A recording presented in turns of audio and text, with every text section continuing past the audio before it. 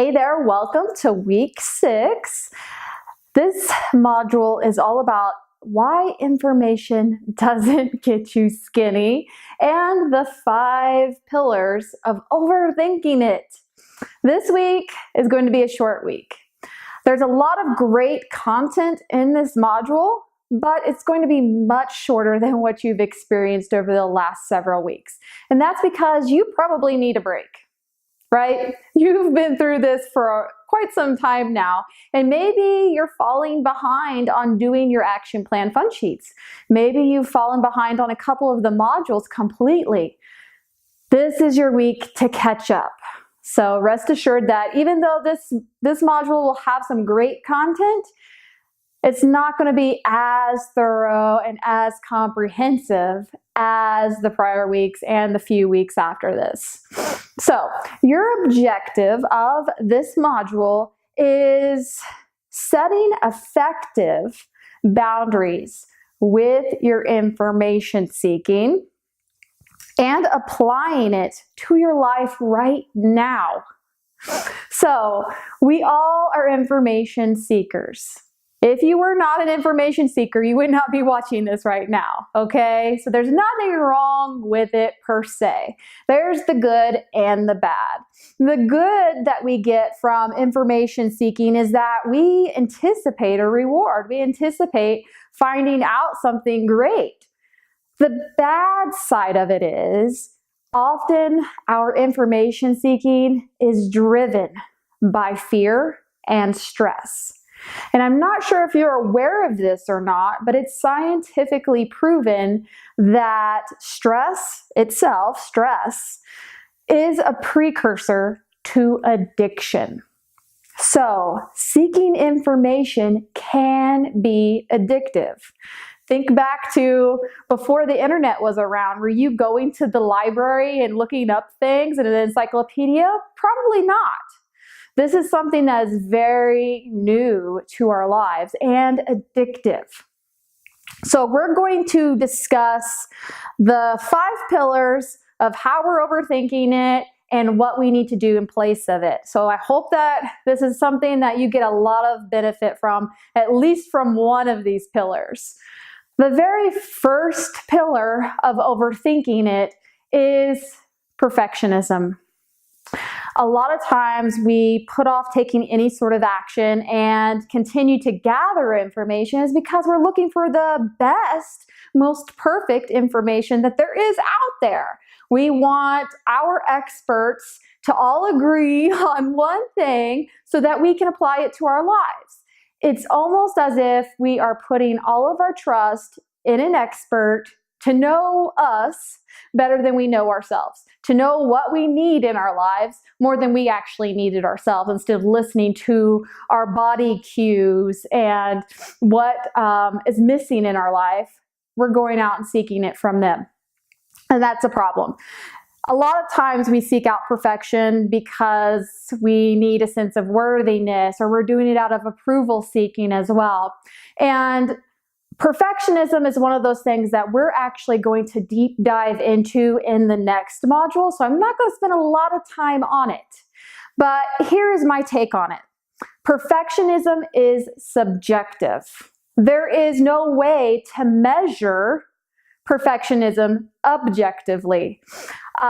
Sure, there's variables that we can test for, but perfectionism is really something that means something different to everyone.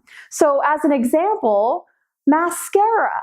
If you look at a top 5 list of, like, let's say you go to the Huffington Post and they're recommending the top 5 best mascaras of all time, and you go out and buy all of those mascaras, I can almost guarantee that you're not going to think those are the best, or they're not going to be perfect for you. You may find one out of the 5 that you actually like and you're okay with, but not all of them are going to be perfect for you. So that is one reason perfectionism, something perfect, doesn't exist. Another pillar number 2 of why we're seeking out information and not applying it, is out of fear. So there's a lot of contradictory information on health and wellness and medical stuff out there. It can be really scary when these scare tactics are used all over the news and all over the media in general about cancer, diabetes, heart disease, strokes, autism, you name it. And it's like, oh my gosh, if I take one action, what if I'm wrong? What if it's a life or death situation? This is a problem. This is why we put off taking action on the information that we've gathered, because we're so scared by the media, by all of these diseases that we may have or we may not have, we don't know.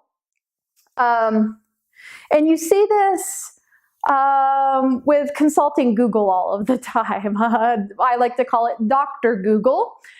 When we have some sort of symptom, we are getting on there and typing in our symptom and what could this be, instead of, kind of trusting our bodies just a little bit. And if the symptom persists, then, maybe going to the doctor, but we want to get on Google and make sure we have the answers first.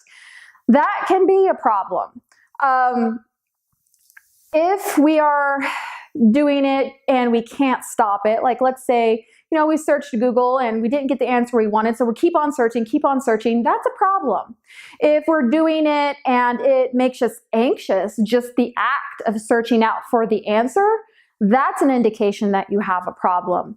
If it interferes with your personal life, if you're at work searching Google, that's a problem because that's interfering with your personal life.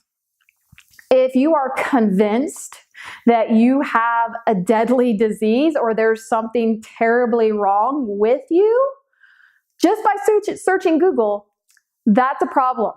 That is an indication that you have a problem with information seeking. But I think the biggest problem is if you don't believe your doctor. When you go to your doctor, you believe the internet over your doctor. I think that's the biggest problem. There was a study done in Britain on what we call healthism. And this is something that they noticed in the middle class. The middle class were coming in to see their doctors a lot more frequently. And they came in with all of these weird so-called symptoms and ideas of what they thought was wrong with them based on the information they found on the internet and through popular media. And they self-diagnosed themselves. They came in to see their doctor and pretty much told their doctor, I want a referral to this specialist because I have this problem. Even though when they were examined, they didn't have the problem. So it's proven that this can be an issue. However, as a disclaimer, it is appropriate for you to go see your doctor on an annual basis. Get your annual checkup. And if you have a problem that's very persistent, go see your doctor. But don't go in with all of these conclusions of what could be terribly wrong with you.